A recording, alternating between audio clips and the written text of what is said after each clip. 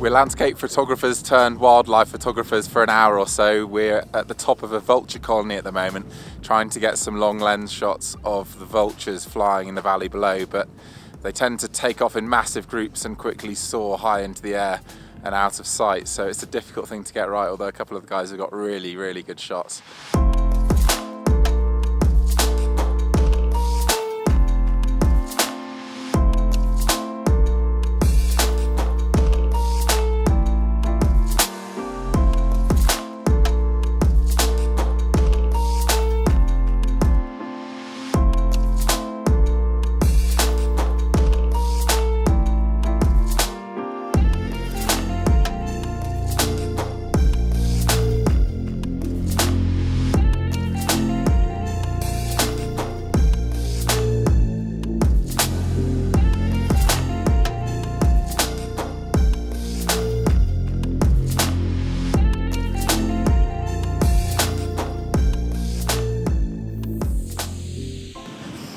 I thought I'd do a quick video of what the hiking is like out here in the Drakensberg.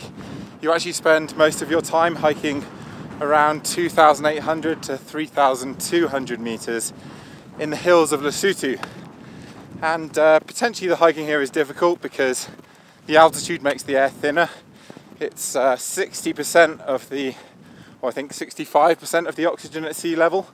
And that's something you notice mostly through just general tiredness. I wouldn't say that you're out of breath necessarily, but it does make it harder for sure. But fortunately the ground here, although it's largely unpathed, is very good. And occasionally you do pick up trails of the Basotho and their livestock, which is actually what I'm walking on now.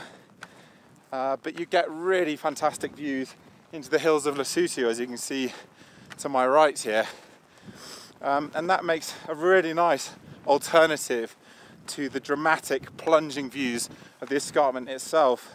And as far as the hiking goes, it more than halves the distance that you'd have to walk by doing these contours around the hills in Lesotho. So yeah, the hiking here really is pretty fabulous.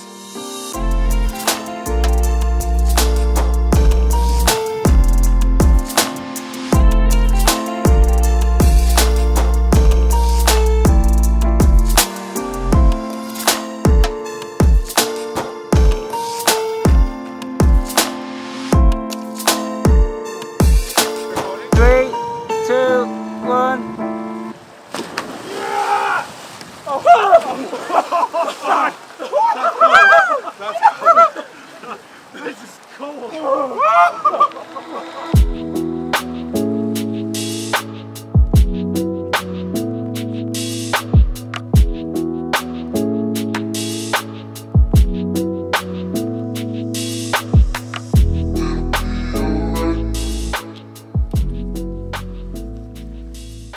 It's lunchtime now with a view over the cathedral ridge here. Probably the best lunch spot you can get in the Drakensberg. Actually had an impromptu race up here, which I think Brian won, the oldest member of our group. The oldest and fittest, absolutely. Whilst we've been having our lunch, some pretty impressive cumulonimbus have formed. We're hoping that this one just here is going to dump some rain behind the cathedral ridge.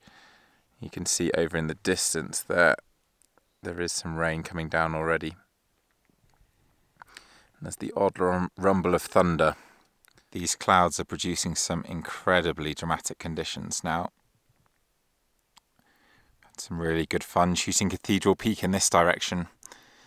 This cloud that's now incredibly white was looking very moody a minute ago. So I've got a frame there that I think is going to work quite well. But these clouds extend quite a way.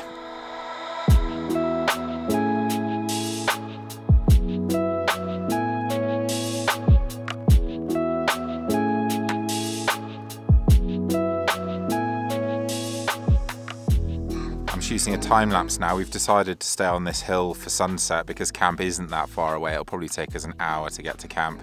and the clouds were so good for so long that we felt it was better to hang around than head elsewhere, because this view certainly is something special. I've got a time-lapse running because you can start to see some of the mountains being swallowed by cloud there, and what I'm hoping is going to happen is this cloud will continue to roll over the mountain until all of the peaks are obscured. That should make for quite an interesting sequence. This is pretty special stuff going on behind us at the moment. This wave of cloud is swallowing the ridge. It's going to make one hell of a time lapse, I hope, as long as the camera's held the highlights, because I've actually got it exposing in aperture value mode, so that usually will do a great job shooting away from the sun, but in this case, with some really hot spots in the clouds earlier, it might just blow out some of the highlights. So I'm a little bit nervous about that, but oh, it's just unbelievable to watch this. I mean, this ridge is 1,500 meters high. It's just enormous. And we're just watching a wave of cloud swallow the entire thing. It is pretty unbelievable.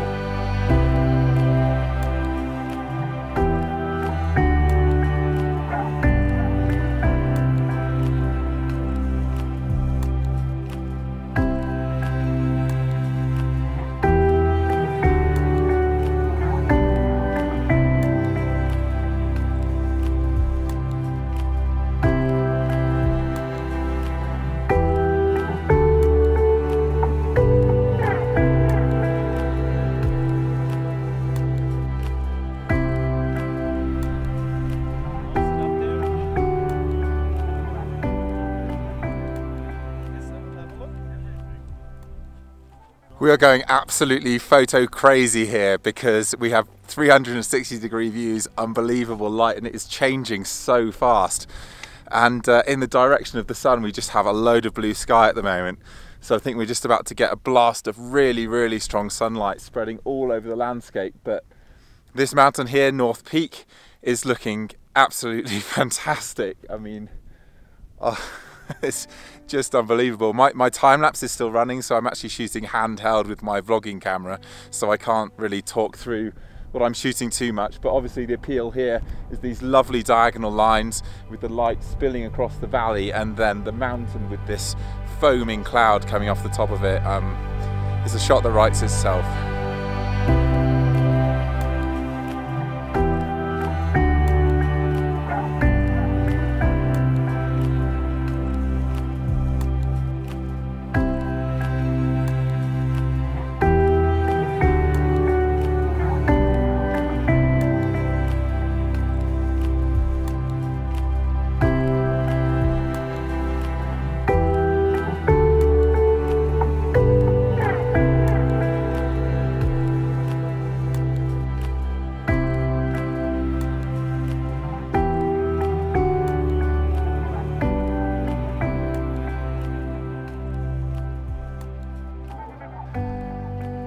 Okay, I've got to show you this cloud. Check this out.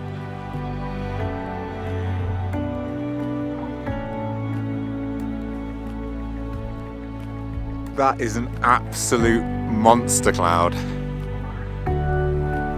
Let's hope that doesn't rain on us. And the Cathedral Ridge is looking crazy. Absolutely crazy.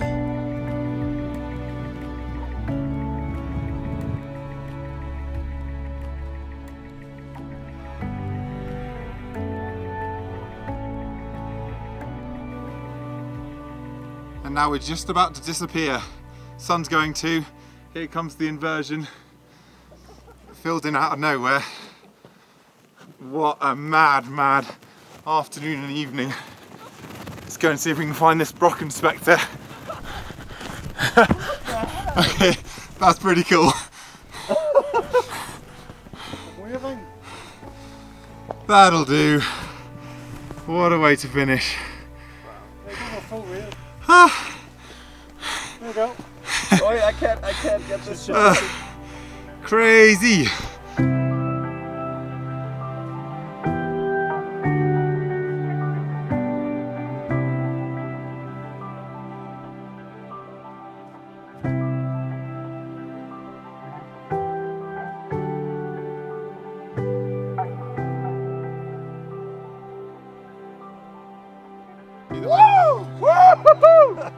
Yeah! Epic! Yeah, nice, man. That was seriously American, but actually pretty justified.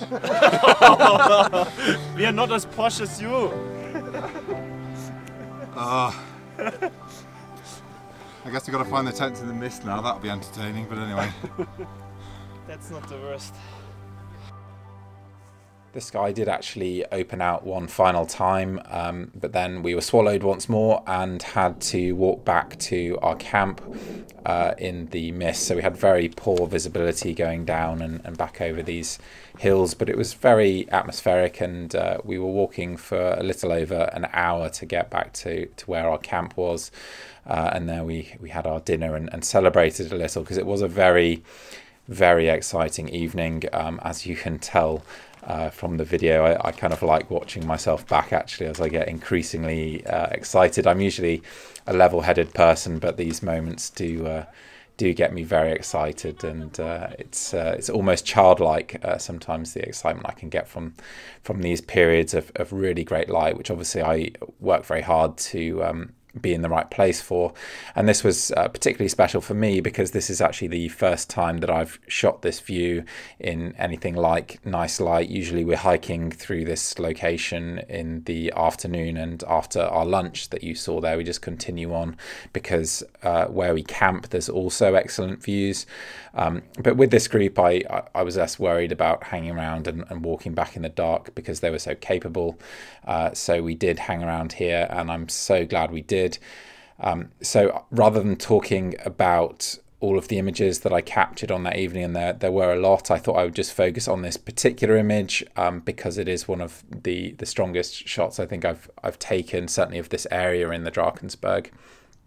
And I think what makes the shot really successful is the competing elements of the light coming in from the left here, and the clouds on the right, which are going to swallow the view. So this feels like impending doom to me, and perhaps it's more apparent because I was there, of course, and when I see this photo, I see it with a degree of motion which a casual viewer obviously wouldn't. But there are those two competing ideas, and I think that's a genuine sense of drama that you get from the atmospheric effects there. But they also bring a sense of depth. Classically, warmer colours come forward and cooler colours move backwards. So you've got this warm cloud on the right that comes forwards towards the viewer, and the blue cloud more centrally, which comes backwards. So there is a sense of depth coming from that cloud as well. And you have this central feature of North Peak, which is framed nicely by the valley here, and maybe there's a nice lead-in line. And overall, I'm quite happy with the balance. I mean, the lightness of the cloud on the right here matches some of this brightness on the left, and overall, I'm pretty happy with it. Ideally, I would have a better foreground than this. The foreground is a little bit haphazard. But actually the focus is on the cloud and on the view, and I don't think that you know, having this slightly disorganized foreground is really a problem for the image. It was difficult to shoot because I was rushing, because this cloud appeared out of nowhere and I had very little time to make the most of it. The view was gone within maybe 30 seconds of this photo. In fact, I had no opportunity to reshoot this. It was this moment or none at all. So I'm glad that I did get this, but I was working handheld with my vlogging camera because I was shooting a time-lapse, which I'm actually going to show you at the end, and please do hang on for that because the time-lapse did come out beautifully. But I had no tripod, and I was shooting handheld on my EOS R, which I was still coming to terms with, but I did, I think, get the technique right. So I'll just show you a couple of images that we used to make this panorama, or a few images I should say. This is the central image showing a completely unedited raw. So this was the second photo that I took in the sequence actually, but gives you an idea of what it looked like completely unedited. And you can see that the shot is significantly underexposed, but out here on the left some of these highlights are already clipping, so you can imagine that the photo I took even more to the left of this was right on the edge of blowing the highlights. So that's why I chose an exposure that was this dark. I could have shot an exposure bracket, and that's in fact what I tried to do after I'd got this sequence of 3 shots, but by then the view was gone. So I just had these underexposed frames to work with. I was shooting at ISO 200 just to get a higher shutter speed. So I had 100th of a second, which is plenty short enough at 24mm to shoot handheld. So I could have got away with a 50th, but I was being conservative because I really try to avoid motion blur. It's better to have a little bit of noise in the image. And then I was shooting at f8 to get a reasonable depth of field. So this shot is sharp into the distance. In fact, I downsized this to a 4K resolution, but the foreground and background are very, very sharp. So I'll just show you the 3 images that did make the shot. So this was the leftmost image, and you're now seeing an edited version. This is just the raw edit that you're seeing here. So I actually compiled these into a panoramic DNG in Lightroom. You can see some problems with this shot. There's these 3 flares. There's one here, here, and here, and a fainter one there, and maybe even a little bit here. But I dealt with those in Photoshop, and you can see how the edit works out on those much darker files. So then I just have those 3 overlapping frames. And in this final frame, you can see I've got 2 of the guys in my shot who I had to clone out here and here. Usually I would reposition myself to avoid having to clone anything like that, but I felt that this was probably the best place to be stood. And so I did just clone them out in the end, which I've got no issues if the features are transient, so people, cars, whatever. I won't generally clone out permanent features, no matter how annoying they are, because I just feel like they're part of the scene. But that was some of the process that went into shooting this. So the result I really couldn't be happier with. I'm really looking forward to printing this one. I have already printed the vertical frame from this evening, the shot that was here with the grasses in the foreground. That's up on the kitchen wall with a few other Drakensberg shots. So it was a really fabulous evening. And to cap it all off, the time-lapse did come out absolutely beautifully. It's a long time-lapse, so I hope you can enjoy it, but try and notice how the clouds change and how the speed of the clouds change, because actually everything kind of slowed down as sunset approached, and then you can see this inversion forming and then eventually hiding the view entirely. So here is that time lapse.